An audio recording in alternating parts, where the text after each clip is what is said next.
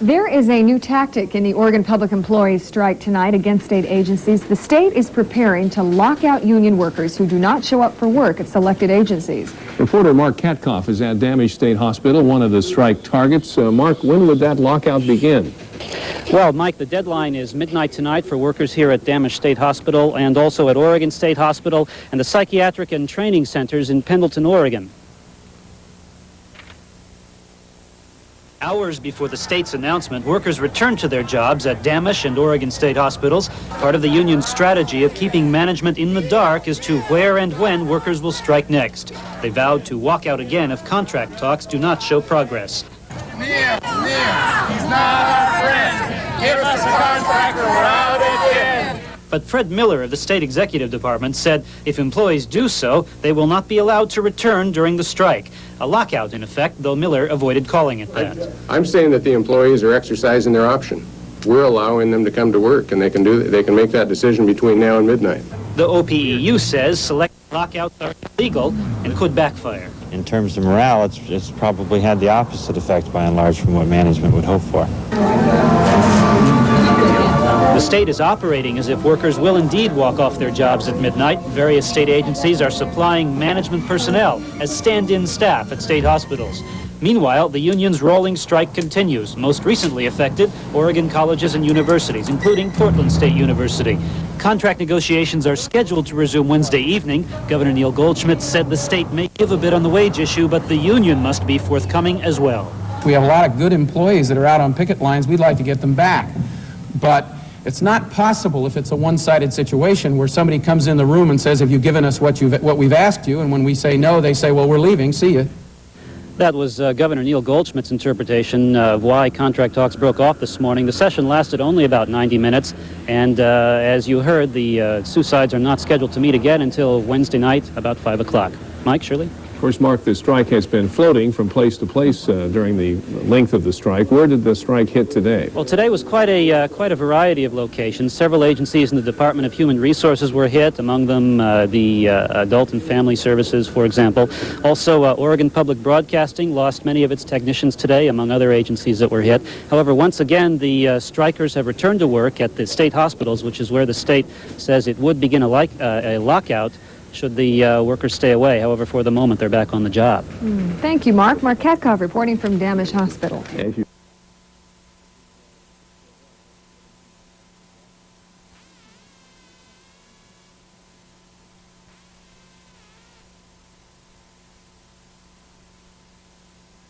And now, News 8 at 5.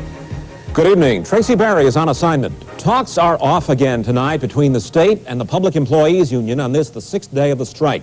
Negotiations broke off this morning shortly after they began with no sign of a settlement. Now, the talks today were not expected to go for very long because the union's executive director, Alice Dale, had to leave to attend the AFL-CIO convention in Seaside.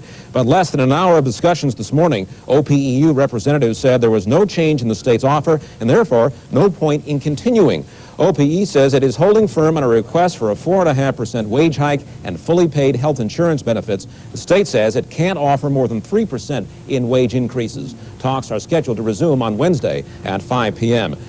Meanwhile, the state decided today that after midnight tonight, those OPEU members not on the job at state mental institutions will not be allowed back to work until after the strike is settled. Casey Cowan joins us now from our news bureau in Salem to bring us up to date. Casey, is all this in response to the union's selective strike strategy? That's right, Pete. As you recall, the strike strategy involves targeting a few state agencies for strike on some days and then returning the workers to that same agency on other days. It says it wants to keep the state off balance as to where the employee shortages will occur next. But today, the executive department said no more. The state's mental institutions were among the first areas the union struck. At some places, 90% and above of the union members walked out. The state has been covering by sending managers from other agencies to Damage, Oregon State Hospital, and the Eastern Oregon Psychiatric Center and Training Center. Some people worked 12-hour shifts. The state wants to know in advance that it will have enough staff to maintain those facilities, and the union's selective strike strategy doesn't allow that. So Executive Director Fred Miller announced that after midnight Monday, any employee at the mental institutions not on the job would be replaced by temporary workers, and absent employees would not be allowed back to work until a contract settlement is reached. He called this giving the union members an option to work. If people choose to work, that is, if OPEU members choose to work, then we'll use them. If they choose not to, then we'll replace them temporarily. The union calls it a lockout, which it says is illegal under the Collective Bargaining Act of Oregon.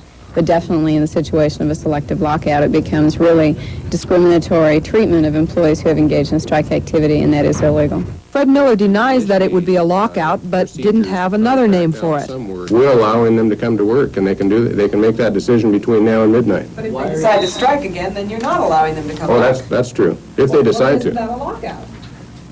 Well, because you're giving them advance notice. You can use whatever term you'd like, but put yourself in our position. You're not going to have someone on Thursday decide that now these patients do not deserve 24-hour care. The state has been training more agency managers to take over for missing union members, but may never need to use them.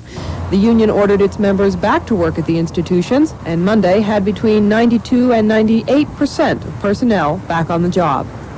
Now, the state says it will continue its training sessions just in case the union members decide to go on strike again.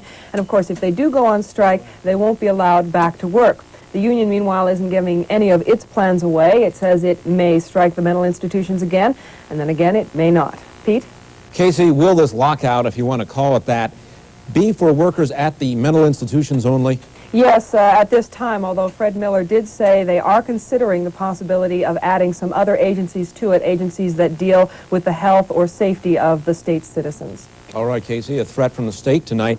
Now, although pickets have been pulled from some locations, many more strike lines went up today. The impact is being felt first and perhaps with the greatest pain among Oregon's needy. Claudia Brown brings us this portrait of what happens when a strike hits the welfare office. I got two kids. I got a 9-year-old and a 15-year-old. We're sleeping in a car. Linda DeArmond and her 2 children were evicted from their home 2 days ago. Her welfare check is lost in the mail, and her regular caseworker is out on strike. They're not helping her. They could cancel the check and issue her a new one, but they're not doing that. They could stop payment on the check. There's lots of things that could be done. Helen Gerhardt and her union colleagues blame DeArmond's tears on the state of Oregon. Even before pickets appeared at this Adult and Family Services office, new welfare clients were being turned away and appointments with ongoing clients canceled. The plan allows us to continue to provide help for people who are in an emergency situation, who do not have any shelter or food or have a medical problem that needs immediate attention. They refuse to do anything until the check comes back to this office. The only thing they could do was write me out another check for $131 to make up the difference. I mean, what can you do with $131? You can't rent nothing for $131. DeArmond's dilemma may not be solved until the dust of this labor dispute has settled.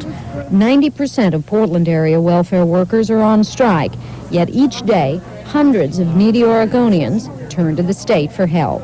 Send me a notice saying I had an appointment today, so I came in, and here I am. Appointment's been canceled. An appointment has been canceled, so I wrote her a letter stating that I was in, so I don't know if my check's going to come or what they're going to do. State officials insist people like Joni Lynn Jane will receive their October welfare checks on time. Striking workers are skeptical of that claim. Their clients are just plain scared. I don't have a place to stay. I don't have nothing.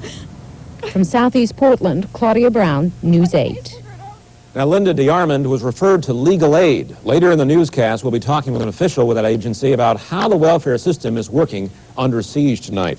No fewer than 51 locations have been struck in Portland alone, dozens of others in the rest of the state. Pickets appeared this morning at all Adult and Family Services, Children's Division, and Employment Division offices between Portland and Eugene. Workers are also out at Portland State University, Eastern Oregon State College, and the